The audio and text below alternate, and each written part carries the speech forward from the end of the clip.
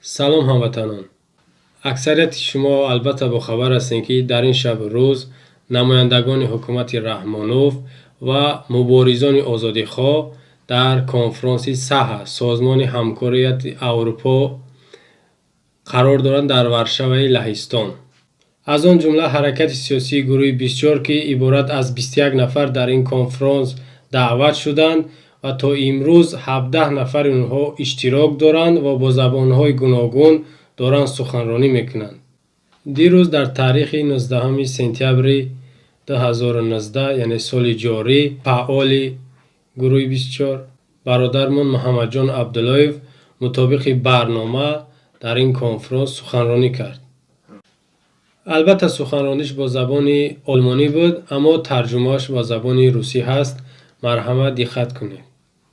Регистрируются полицейские и комитет по религиозным вопросам заставляют иногда с применением насилия женщин снимать хиджабы.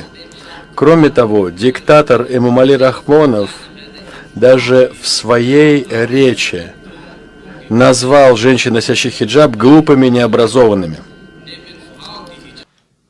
شما مشاهده کردین هموطنان، این یک پارچه نوار بود که برای شما پیشکش کردیم.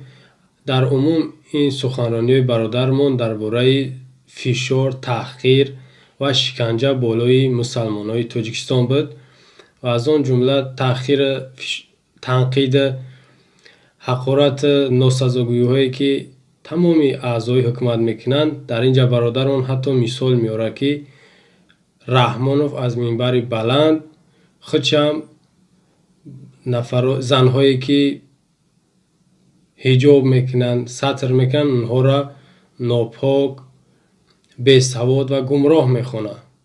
و در اینجا در همین ساعت، در همین روز نماینده های حکومت هم اشتراک دارن و نوبت به سخنرانی اونها میشوه.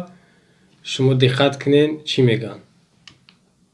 Мы начнем с Таджикистана, пожалуйста.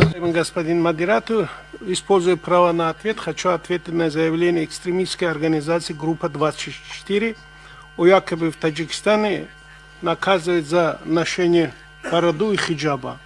У нас в Таджикистане нет и не было никогда запрета и ответственности в законодательстве по поводу ношения хиджаба и бороды.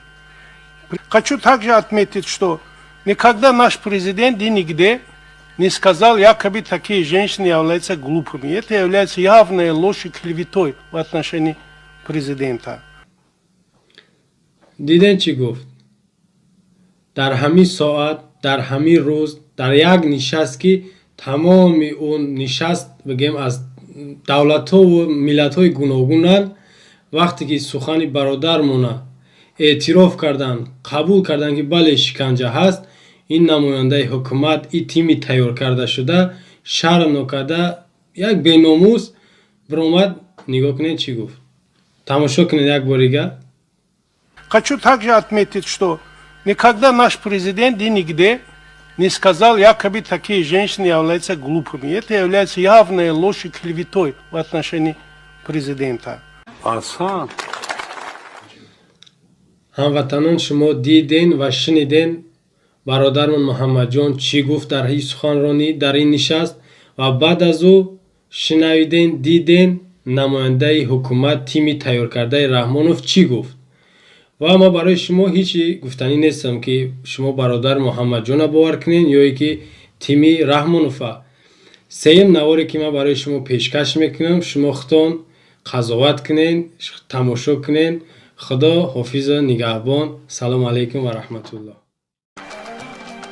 میخواهم مخصوص تاکید نمایم که بزرگان ما بارها فرمودند که تنها ستر و سیاه‌پوشی و کورکورانه تقلید نمودن و فرهنگ بیگانه نشانه با عفت بودن زنان و دختران نیست. ما مثال‌های زیادی در دست داریم که از جانب زنان و دختران سترپوش استعمال مواد مخدر، آدمفروشی و باز بعضی کردارهای دیگر صادر کرده می شوند که از سنت و عنعنه‌های ملی ما هویت و شأن و شرف زنی مالی تماما و فرسخ‌خوار بودن. حجاب و سر میکنن و زنوار میکنن پیش از همه این بیسوادی بی‌معرفتی هست. سوادی کافی ندارن و هم گورا گشتگان حتی از همون زندگی خودش ما نمیدونن چیکار میکنن. من نمیگذارم نمایش دهید. من نمیگذارم نمایش دهید. من نمیگذارم.